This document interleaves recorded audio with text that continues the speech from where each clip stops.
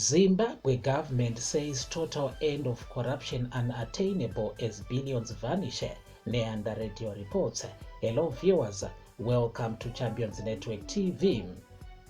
At a time when Zimbabwe is grappling with an estimated 1.8 billion annual loss due to corruption, the government has sensationally claimed that the total elimination of crime and graft may be unattainable. This admission came during a parliamentary session where the Minister of Home Affairs and Cultural Heritage Kazembe addressed rising crime rates, stating that while measures are being implemented, the total elimination of crime and corruption may be unattainable. Firstly, it is the responsibility of the police and it is the responsibility of the government to make sure there is peace. We have to nip crime in the bud. We have to prevent crimes from happening, Kazembe stated. However, let me start by saying that the government might not be able to stop crime totally because we cannot stop someone's thoughts. We have 15 or 16 million people in this country. As we are seated here, we do not know what people are thinking. Maybe someone is committing a crime as we are talking. Someone might be raping, beating up someone, and committing different crimes.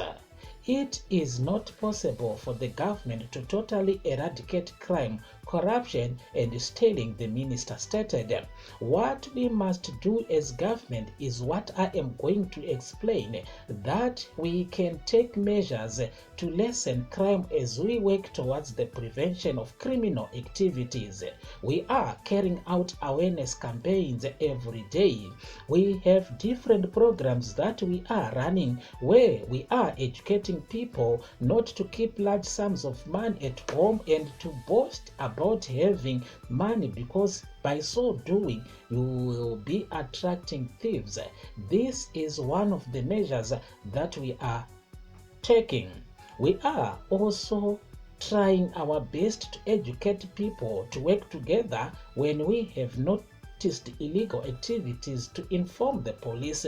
Let us not take the police as enemies. We need the sharing of information with police because policemen are citizens. They cannot be everywhere. We also want to inform the House that we are going to be increasing patrols. Justice Lois Matanda Moyo, head of Zimbabwe's National Prosecuting Authority (NPA), recently warned of the severe consequences of corruption, highlighting its threat to the nation's economic recovery and Vision 2030 goals. She cited that the estimated US $1.8 billion lost annually through illicit financial flows cripples the government's capacity to fund essential development initiatives and public services like healthcare and education. Matanda Moyo, a former head of the Zimbabwe Anti-Corruption Commission (ZAC), stressed that this financial hemorrhage leaves the government with insufficient resources for crucial development and basic services. Corruption remains one of the greatest barricades to the resuscitation of an economy thriving Zimbabwe and hinders the process of the attainment of our Vision 2030, Justice Matanda Moyo stated. So, if we don't fight corruption, we may not be able to see a successful Vision 2030 coming into fruition.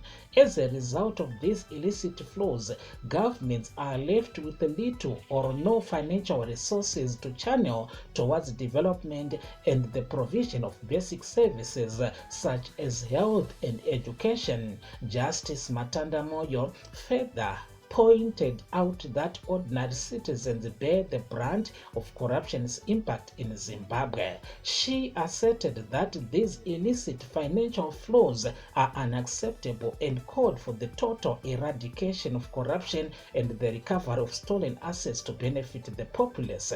What hurts the most is the fact that the ordinary citizenry is the most affected as a result of corruption, she stated.